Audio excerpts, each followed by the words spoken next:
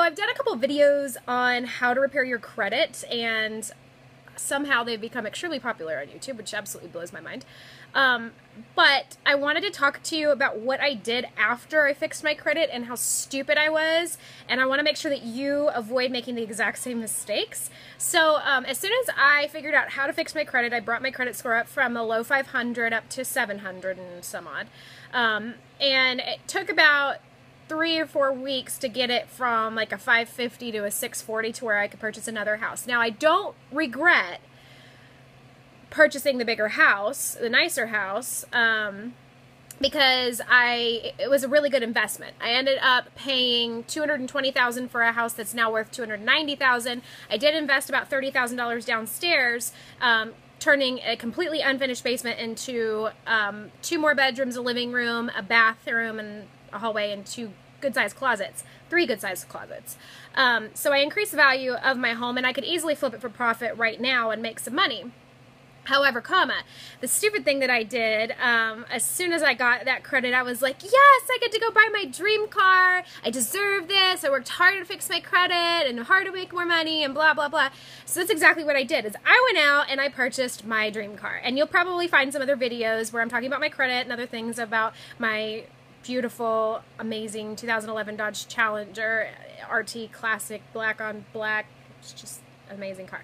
So anyways, mom of 6, I obviously don't get to drive it all that often, or I didn't get to drive it that often.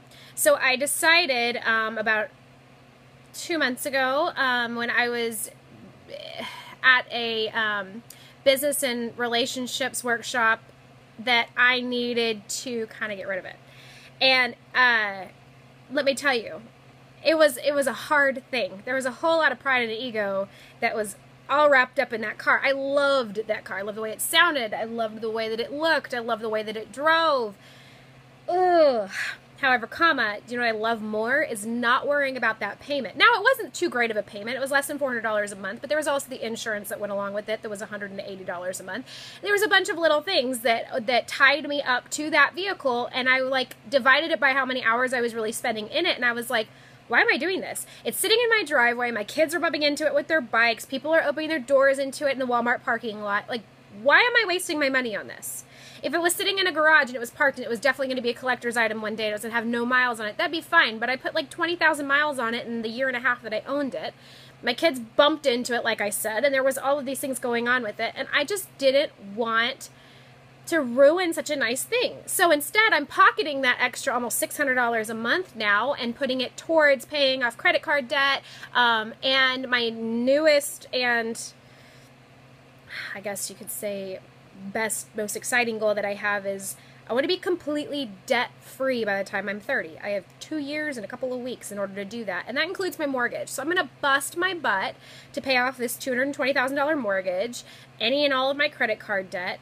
It was really scary to me because I went and I pulled up my credit score, and on the little side there it says how much you have in debt, and like with everything I had over $300,000 in debt, and I wanted to throw up. I was like, oh my gosh, I owe all these people so much money, and it's so stupid. So if you're going to fix your credit, go ahead and fix your credit, but please, please do me a favor, and don't go into debt over something stupid like a car. Pay cash for it. That is the best feeling in the world, is knowing that you don't owe anybody anything. Now, mind you, a good chunk of that debt is for a business asset, so, I mean, I can't really say it's all like personal debt, and the bigger chunk of that's my house, obviously. But I do have close to $20,000 in student loans with credit card debt. So I'm working to pay all of that off by summer, hopefully, if I can get all these freaking attorneys paid off. And then I will have nobody that I owe. I will wake up every morning carefree, which will be so nice. So if I can pay off all of my debt by the time I'm 30 years old, I will not have a mortgage. I will not have to worry. I will not have to stress. Everything that I make will go into a savings account, and my kids will not see people worrying about bills every day in their life. And I don't want to grow up my kids being scared to grow up. I made a post about that on Facebook this morning. What are you teaching your kids? Are your kids going to be scared to grow up and become adults, or are they going to be excited to grab life by the balls and go have an absolutely awesome time with whatever it is that they may want to do with their life?